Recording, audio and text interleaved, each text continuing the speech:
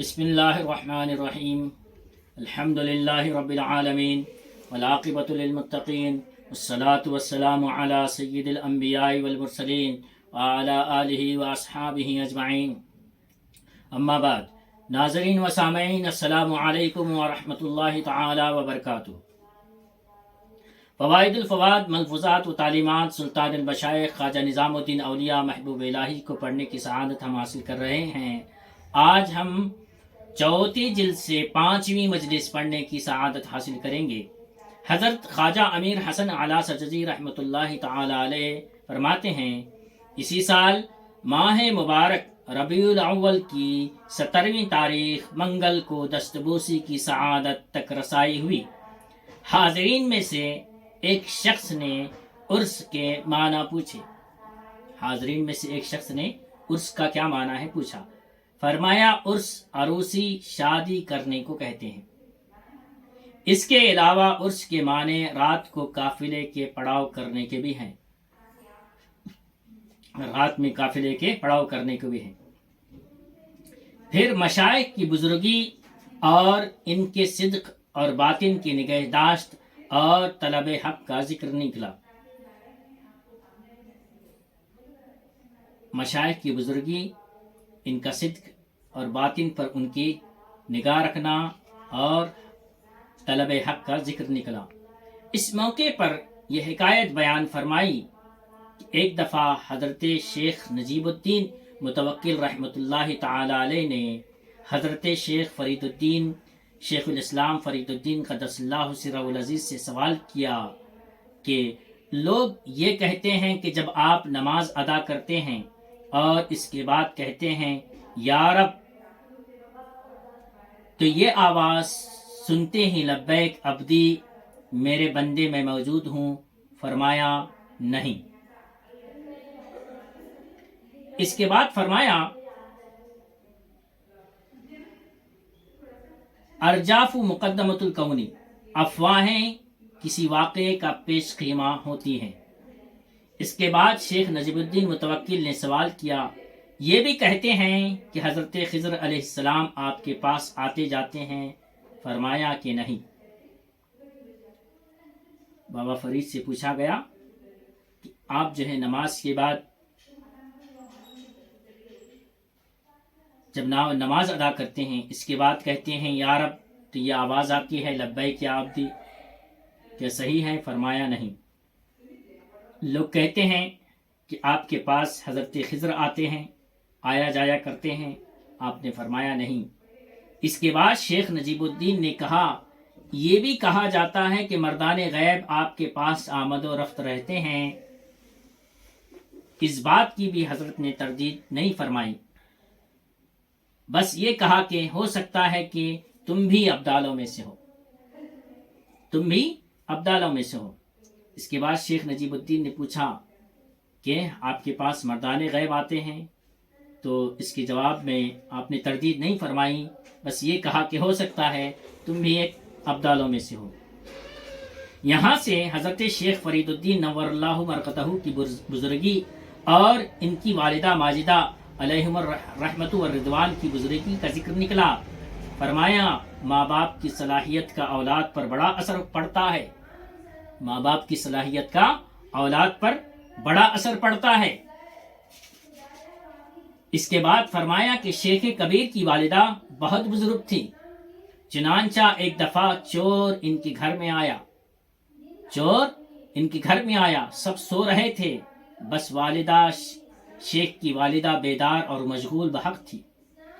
جب چور اندر آیا تو اندھا ہو گیا، باہر جانے کے قابل نہ رہا، پکار کر بولا کہ اس گھر میں اگر کوئی مرد ہے تو وہ میرا باپ اور بھائی ہے، اگر کوئی عورت ہے تو وہ میری ماں اور بہن ہے، جو بھی ہو میں سمجھتا ہوں کہ اس کی ہیبت نے مجھے اندھا کر دیا ہے، اس کو چاہیے کہ میرے لیے دعا کرے تاکہ مجھے پھر بینائی مل جائے، میں توبہ کروں کہ آئندہ ساری عمر چوری نہیں کروں گا۔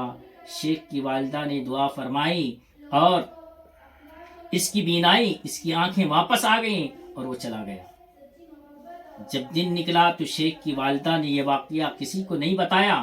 کچھ دیر بعد ایک شخص کو چھاچھ کا گھڑا سر پر رکھے اور گھر والوں کو ساتھ لیے دیکھا۔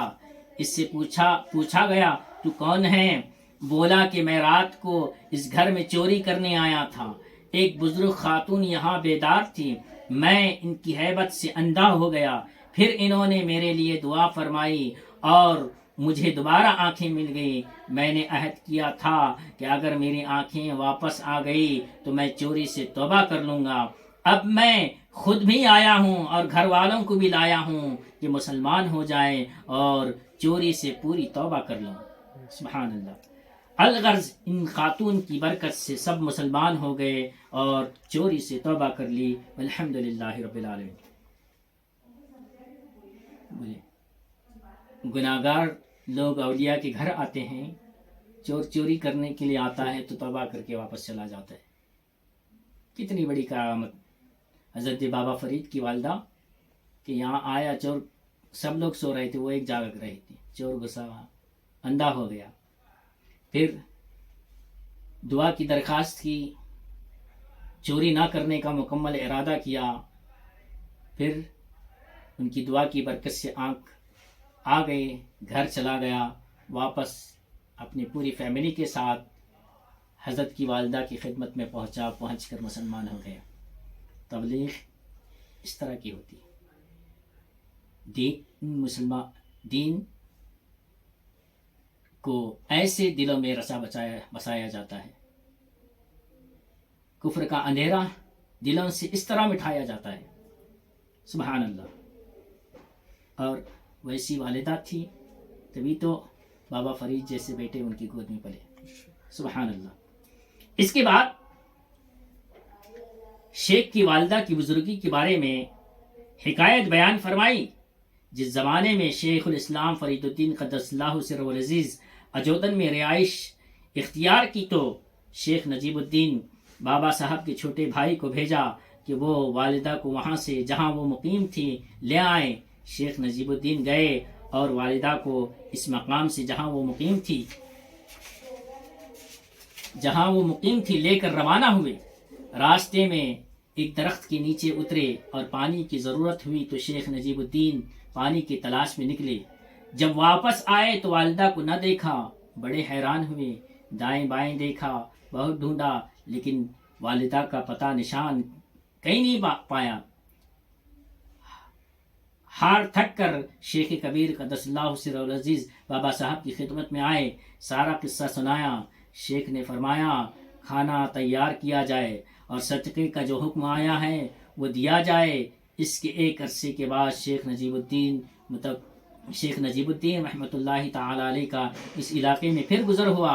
جب اس درخت کے نیچے پہنچے تو ان کے دل میں خیال آیا کہ اس جگہ کے دائیں بائیں گھومنا پھرنا چاہیے، شاید والدہ کا کچھ نشان مل جائے۔ چنانچہ انہوں نے ایسے ہی کیا، اس درخت کے اطراف گھومنے لگے تو چند انسانی ہڈیاں پڑی ہوئی ملی اور انہوں نے اپنے آپ سے کہا کہ یہیں میری والدہ کی ہڈیاں ہیں، کسی شیر یا دوسرے جانور نے ان کو ہلاک کر دیا ہو۔ چنانچہ انہوں نے ساری ہڈیاں جمع کی اور ایک تھیلے میں ڈال کر شیخ فرید الدین قدس اللہ سرہ العزیز کی خدمت میں لائے اور سارا قصہ سنایا۔ شیخ نے فرمایا وہ تھیلا میرے پاس لاؤ۔ جب تھیلا شیخ کے سامنے لایا گیا اور اسے جھٹکایا گیا تو ایک ہڈی بھی نہ نکلی۔ خواجہ ذکر اللہ بالخیر جب اس بات پر پہنچے تو آنکھوں میں آنسو بھر لائے اور بولے یہ چیز عجائب روزگار میں سے ہے۔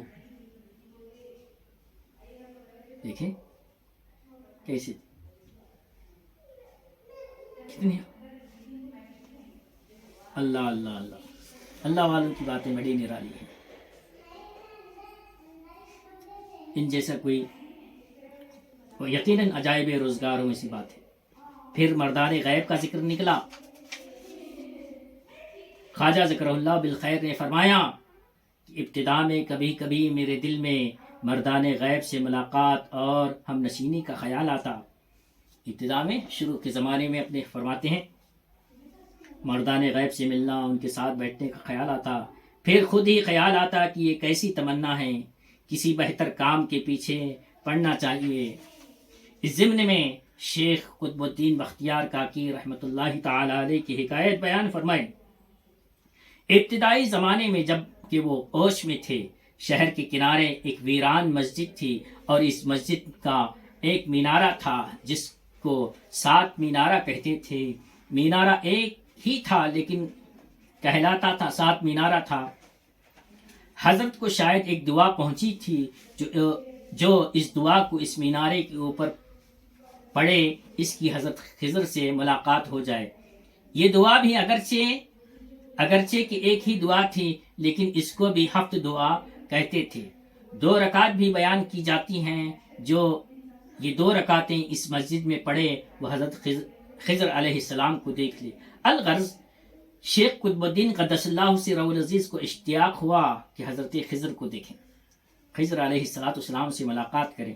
رمضان کی راتوں میں سے ایک رات کو اس مسجد میں گئے اور 2 رکعتیں ادا کی، اور اس مینار پر چڑھ کر وہ دعا بھی پڑھی، اور نیچے اتر کر کچھ دیر انتظار کیا مگر کوئی شخص ظاہر نہیں ہوا۔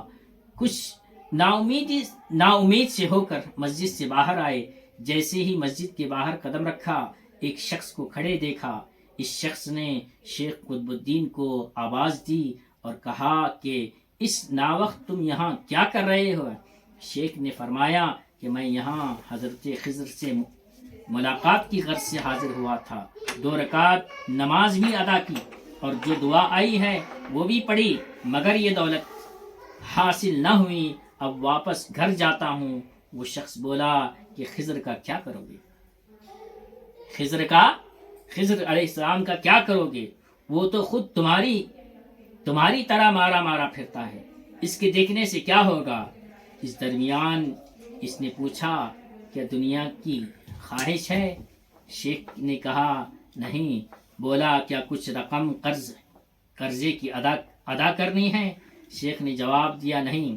اس کے بعد یہ شخص بولا پھر کس لیے خضر کے طلبگار ہو؟ پھر کہنے لگا اس شہر میں ایک ایسا آدمی ہے کہ خضر 12 دفعہ اس کے دروازے پر گیا ہے مگر داخلے کی اجازت نہیں ملی ہے۔ اس شہر میں ایک شخص ایسا بھی ہے جس کے یہاں 12 دفعہ خضر گئے ہیں اور داخلے کی اجازت نہیں ملی ہے۔ یہ دونوں اس گفتگو میں مصروف تھے کہ ایک نورانی بزرگ پاکیزہ لباس پہنے نمودار ہوئے۔ یہ شخص بڑے احترام کے ساتھ ان کے سامنے گیا، ان کے قدموں میں گر پڑا۔ شیخ قطب الدین طیب اللہ ثرہ فرماتے ہیں کہ وہ بزرگ جب میرے پاس پہنچے تو اس سے پہلے شخص کی طرف رخ کر کے بولے کہ اس درویش کو نہ قرض چکانا ہے نہ دنیا کا طلبگار ہے، بس تم سے ملاقات کی آرزو ہے۔ اسی دوران اذان کی آواز آئی، ہر طرف سے صوفی اور درویش ظاہر ہونے لگے۔ جماعت تیار ہو گئی، تکبیر کہی گئی۔ ایک شخص نے آگے بڑھ کر نماز ادا کی اور تراویح میں 12 سپارے پڑھے۔ میرے دل میں خیال آیا کہ اگر اور زیادہ پڑھتے تو اچھا ہوتا۔ الغرض جب نماز ہو چکی تو ہر شخص کی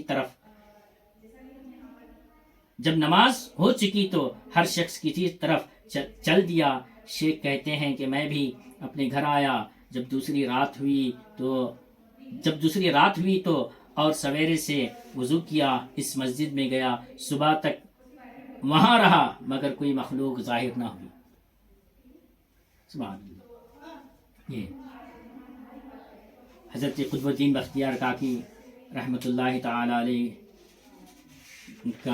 کی حضرت خضر سے ملاقات کا واقعہ، اور حضرت بابا فرید گنج شکر رحمۃ اللہ تعالی علیہ کی والدہ کیسی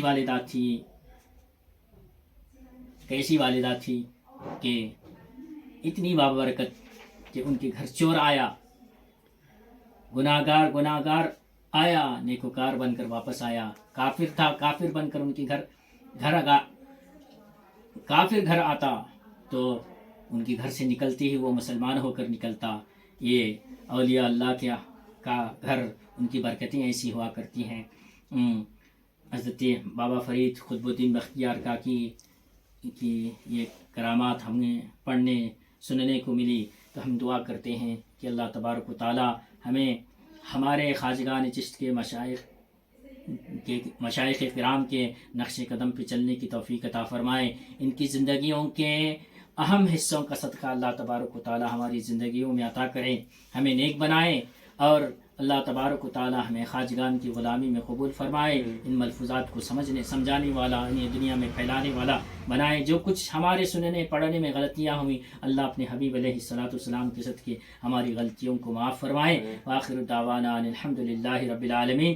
چوتھی جلد سے 5ویں مجلس ہماری ختم ہوا چاہتی ہے. السلام علیکم ورحمۃ اللہ تعالی وبرکاتہ. محمد نور من نور في نور وبنور الأنوار محمد